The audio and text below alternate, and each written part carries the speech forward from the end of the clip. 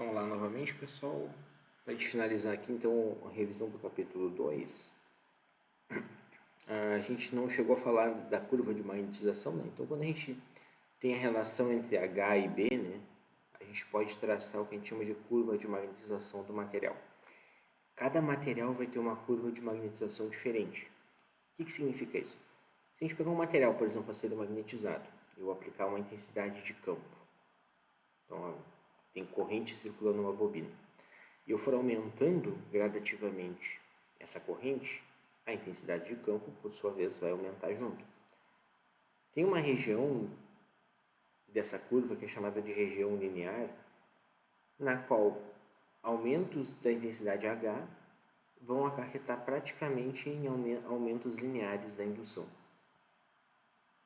Isso significa que os ímãs elementares lá do material, que estavam desorientados, começaram a ser orientados quase todos. Na outra ponta, né, que a gente chama de região de saturação magnética, o que acontece? Por mais que eu siga aumentando o campo H, eu já não consigo mais aumentar a indução. Por que isso acontece? Porque todos os ímãs elementares do material estão agora orientados. Então, por mais que eu aumente, duplique, triplique, quadruplique a intensidade de campo na minha bobina, eu não consigo mais magnetizar o material.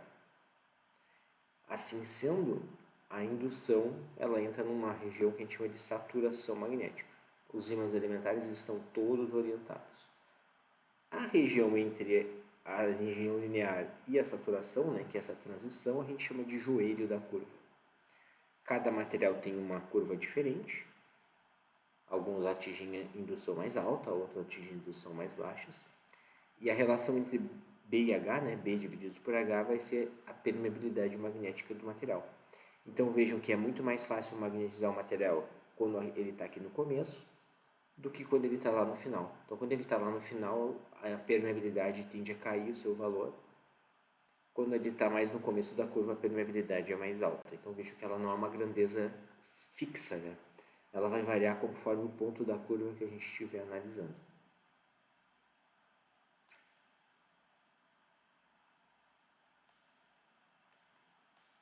A gente falou também um pouquinho sobre fios esmaltados, né? A gente viu que os fios que são usados na fabricação de bobinas, toroides, solenoides, não são aqueles fios tradicionais que a gente está acostumado, né, a ver no dia a dia. Então, eles ocupariam muito espaço, né, se a gente tivesse toda aquela cobertura e isolação de PVC.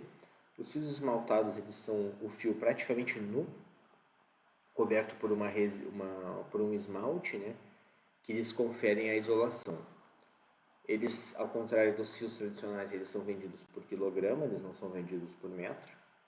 E se a gente quiser ainda uma cobertura adicional de isolação, além do esmalte, né, do verniz, a gente pode ter uma cobertura de papel, chamado papel craft, algodão ou ainda fibra de vidro, se for necessário, né, uma isolação maior ainda. Se a gente for comprar esse fio, né, como é que a gente especifica eles? A gente pode especificar eles na escala WG ou BIS, que são escalas americanas, ou ainda a escala milimétrica, que é mais utilizada no Brasil. A gente não vai chegar a ver ser cobrado isso na prova, tá? Mas se vocês olharem as tabelas na apostila, vocês vão ver que tem maneiras diferentes de fornecer o diâmetro, né? Na WG é um valor que varia ali, não tem muito a ver com a dimensão do próprio condutor, né? Então é tipo uma escala determinada, e a milimétrica é diretamente o diâmetro em milímetros do condutor. Se a gente quiser fabricar um ímã, então, a gente tem duas maneiras principais. Então, das formas de magnetização que a gente tem conhecimento, a primeira é o método da bobina, que é basicamente expor um material a uma intensidade de campo H, né? Então eu enrolo o fio e produzo um campo magnético, é um dos jeitos de magnetizar. O outro método é o método do atrito, que é parecido com o que vocês fizeram naquele experimento, né, da bússola rudimentar, quando vocês atritaram um alfinete no ímã permanente. Então, se eu atritar o material magnético num ímã permanente, eu também consigo magnetizar o material. O que é importante salientar? Nem sempre a gente vai conseguir fabricar esse ímã permanente. Algumas vezes a gente vai aplicar a magnetização, mas ela não vai ficar retida no material. Essa capacidade de reter o magnetismo, ou seja, eu aplico uma magnetização e ele continua magnetizado, é chamada de retentividade. Então, a capacidade de reter o magnetismo é chamada retentividade, e a retentividade ela depende da quantidade de carbono que tiver no material. Todos os materiais, todas as ligas de aço, materiais magnéticos, elas têm mais carbono, elas têm carbono numa quantidade maior ou menor. Então, quanto maior a quantidade de carbono, maior vai ser a retentividade. Então, por exemplo, materiais magnéticos usados na fabricação de ferramentas tendem a ter uma quantidade de carbono mais alta, para que o magnetismo fique retido. Só que o carbono também afeta propriedades mecânicas dos materiais, então tem que ter um equilíbrio, né, entre as propriedades mecânicas e as propriedades magnéticas do material.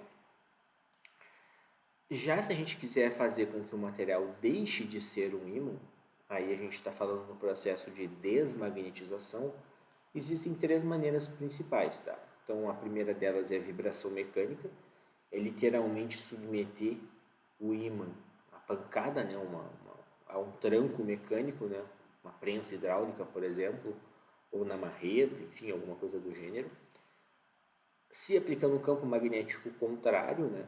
Então, se o campo ele aponta para um lado, a gente aplica um campo no outro sentido para tentar anular o campo original, ou ainda através de elevação de temperatura até que se atinja o chamado ponto de Curie. O que é o ponto de Curie? É uma temperatura, e cada material vai ter um ponto de Curie diferente, na qual o material perde suas propriedades magnéticas, né? Devido à agitação das moléculas. Então, a elevação de temperatura também é um processo de desmagnetização.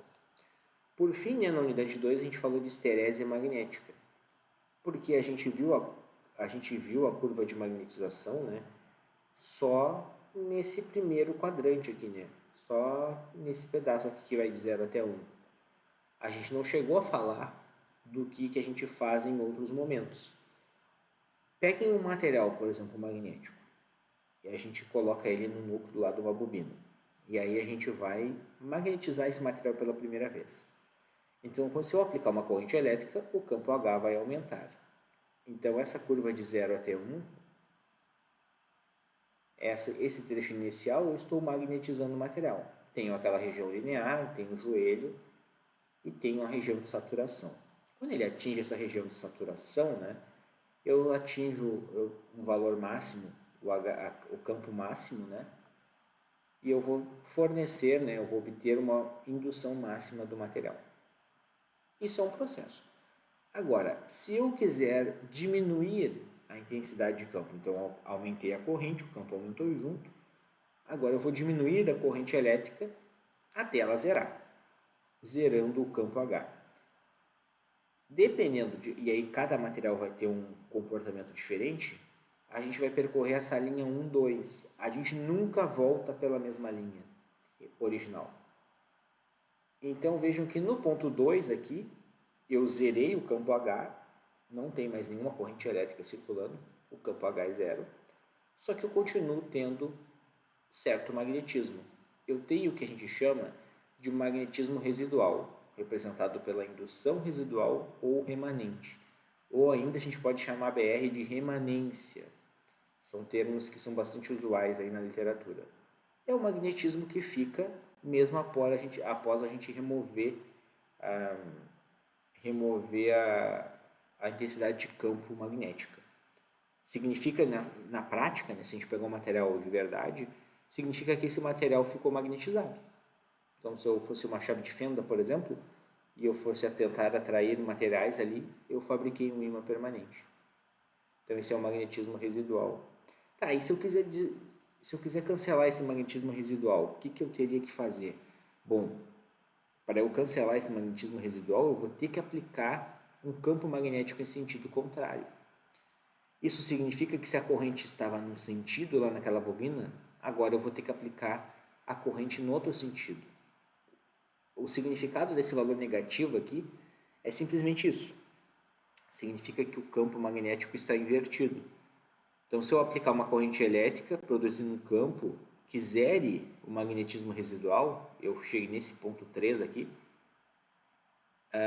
esse valor de intensidade de campo que eu estou aplicando é chamado de campo coercitivo, ou força coercitiva, que é o valor da intensidade de campo que anula o magnetismo residual. Aí eu percorri a linha 2, 3. Se eu seguir aumentando a corrente e, por consequência, aumentando o campo no sentido contrário, a gente vai percorrer essa linha 3, 4 até saturar no outro sentido. Se eu quiser, de novo, diminuir o valor do campo H, vou voltar pela linha 4, 5 e agora eu vou ter um magnetismo residual para o outro lado. Se eu quiser anular esse magnetismo residual, eu tenho que aplicar uma força coercitiva no sentido original, percorrendo a linha 5, 6, então aplico a força coercitiva, anulo o magnetismo residual. Se eu seguir aumentando o campo H, eu retorno até o ponto 1 e o ciclo recomeça.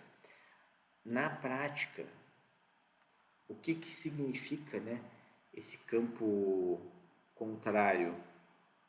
É muito simples. Não tem sinal negativo nem nada do tipo. É só um artifício matemático.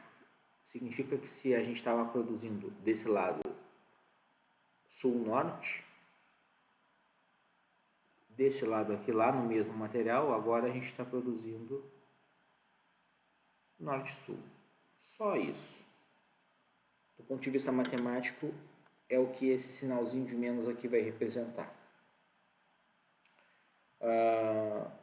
Vejo então que existe sempre um atraso, né?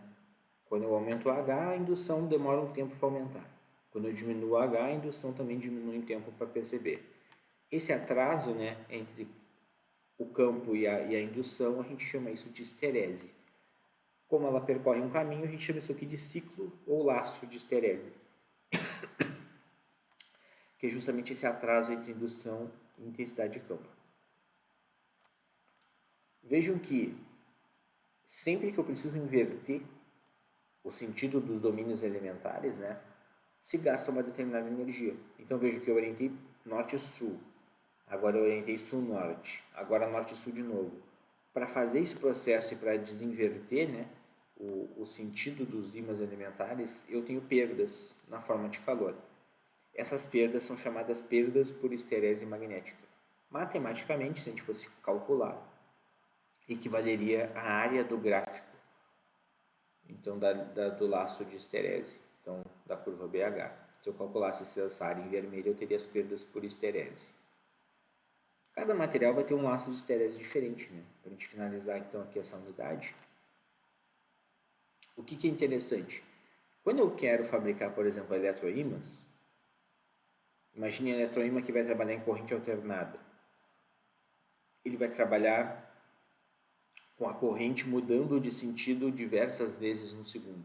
Se a corrente muda de sentido, o campo H também muda de sentido. Então a gente vai mudar o sentido do campo H muitas vezes num segundo. É interessante que com um pequeno campo eu já consigo inverter o sentido da orientação dos meus ímãs elementares. Então, na fabricação de eletroímãs, faz sentido que a gente tenha baixa força coercitiva, ou seja fácil desmagnetizar o material, e que ao mesmo tempo ele tenha uma indução residual bastante elevada, né? Eu consigo atingir uma indução bem alta, mas que seja fácil inverter o sentido do campo magnético no eletroímã. Por isso ele tem um laço estreito. Já quando eu quero fabricar ímãs permanentes, eu vou buscar materiais. Bom, idealmente eu gostaria que ele atingisse altas induções. Não é comum, a gente não consegue atingir altas induções. Mas eu consigo atingir induções razoáveis, né, com ímãs permanentes. Mas eu tenho alta força coercitiva. Ou seja, para fazer ele se desmagnetizar, eu preciso de um campo muito intenso, muito alto. Então, os ímãs permanentes têm a tendência de ter um laço de esterese já mais largo, porque tem alta força coercitiva. Ou seja, precisa ser difícil de desmagnetizá-los depois que eles são fabricados. Certo? Então, aqui a gente encerra a revisão aqui do nosso capítulo 2. Valeu, pessoal. Um abraço.